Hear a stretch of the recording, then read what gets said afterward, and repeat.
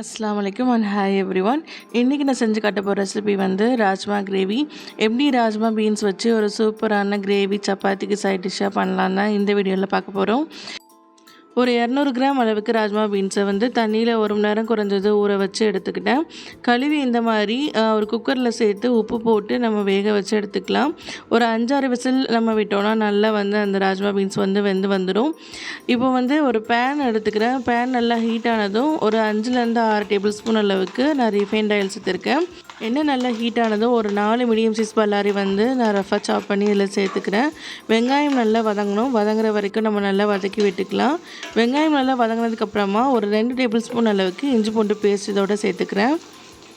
இஞ்சி பூண்டோட பச்சை வடை வரைகிற வரைக்கும் நல்லா வந்து நம்ம லோ ஃப்ளேம்லேயே வச்சு நம்ம வந்து வதக்கி விட்டுக்கலாம். இஞ்சி பூண்டோட பச்சை வடை நல்லா மறைஞ்சதுக்கப்புறமா ஒரு 4 மீடியம் சைஸ் தக்காளியை வந்து இந்த மாதிரி நான் மிக்சியில் அரைச்சி சேர்த்துக்கிறேன். இந்த மாதிரி நம்ம தக்காளியை நல்லா அரைச்சி சேர்த்தோன்னா நமக்கு வந்து நல்லா வந்து கிரேவி வந்து கிடைக்கும். அதுக்காக தான் இந்த மாதிரி தக்காளியை வந்து நம்ம அரைச்சி சேர்க்குறோம். தக்காளி நல்லா வேகிறதுக்கு மூடி போட்டு லோ ஃப்ளேம்லேயே ஒரு 5 நிமிஷம் நம்ம விட்டுடலாம். இப்போ வந்து ஒரு 2 டேபிள் ஸ்பூன் அளவுக்கு நான் வந்து மிளகாய்த்தூள் சேர்க்குறேன். நம்ம தனி மிளகாய்த்தூள் இல்லைன்னா காஷ்மீரி மிளகாய்த்தூள் நம்ம இதனாலும் சேர்த்துக்கலாம். இப்போது 1 டேபிள் ஸ்பூன் அளவுக்கு நான் வந்து சிக்கன் மசாலா சேர்த்துருக்கேன். அப்புறமா 1 டேபிள் ஸ்பூன் அளவுக்கு கரம் மசாலா தூள் சேர்த்துருக்கேன். வந்து லோ ஃப்ளேம்லேயே வச்சு அந்த மசாலாவோட பச்சை வடை வரைகிற வரைக்கும் நம்ம நல்லா வந்து வதக்கி விட்டுக்கலாம். மசாலாவோட ராஸ்மல் போகிற வரைக்கும் நல்லா மூடி போட்டு வேக வச்சு நம்ம அதுக்கப்புறம் ஒரு 5 நிமிஷம் கழித்து ஓப்பன் பண்ணி பார்த்திங்கன்னா நல்லா இந்த ஓரத்தில் நல்லா எண்ணெய் பிரிஞ்சு வந்திருக்கும். இப்போ நான் வேக வச்சு தண்ணி வடிய வச்சுருந்த ராஜ்மா பீன்ஸை வந்து இந்த கிரேவியோட நம்ம சேர்த்துடலாம்.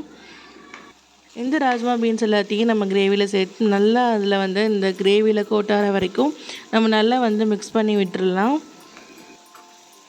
எல்லா ராஜ்மா பீன்ஸையும் சேர்த்ததுக்கப்புறமா இந்த கிரேவிக்கு தேவையான தண்ணி சேர்த்துடலாம். ஒரு 2 சின்ன டம்ளர் அளவுக்கு நான் வந்து தண்ணி சேர்த்துருக்குறேன். தண்ணி சேர்த்து நல்லா வந்து அந்த கிரேவியில் வந்து எல்லா பீன்ஸும் நல்லா படுற மாதிரி நம்ம அடியிலேருந்து மிக்ஸ் பண்ணி விட்டுக்கலாம். இப்போ இந்த கிரேவிக்கு தேவையான அளவு உப்பு சேர்த்துட்டு நம்ம மூடி போட்டு ஒரு 5 நிமிஷத்தில் லோ ஃப்ளேம்லேயே விட்டோம்னா நல்லா வந்து நமக்கு கிரேவி வந்து நல்லா வந்து வற்றி வந்துடும்.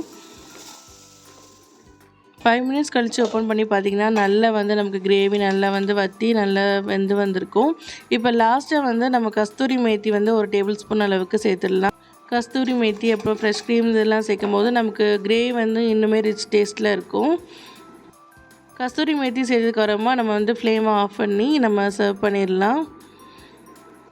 ரொம்ப டெலிஷியஸான ராஜ்மா கிரேவி ரெடி ஆகிட்டு. கண்டிப்பாக இந்த ரெசிபியை ட்ரை பண்ணி பாருங்கள். நமக்கு சப்பாத்தி, இட்லி, தோசை இதுக்கெல்லாம் ரொம்பவே சூப்பர் காம்பினேஷனாக இருக்கும். இது வரைக்கும் என்னோடய சேனலை சப்ஸ்கிரைப் பண்ணாமல் பார்த்துட்ருக்கிறவங்க மறக்காமல் சப்ஸ்கிரைப் பண்ணிக்கோங்க. கிட்ட இருக்கிற பெல் ஐக்கானையும் ப்ரெஸ் பண்ணி வைங்க. தேங்க்ஸ் ஃபார் வாட்சிங்.